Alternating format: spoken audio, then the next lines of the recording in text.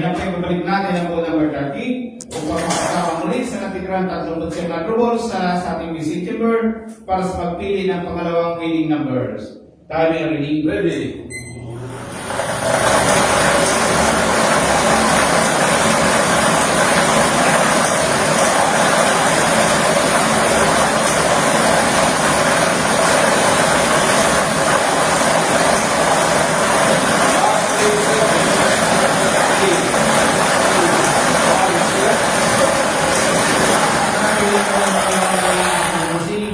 Andiyan na yung ball number 16. Ball number 16. Ulitin ko lang sa ating small town na tumitong winning para sa kung natin yung ball number 30 and 16. 30, 16. Ulitin ko lang sa ating panigyan para sa ating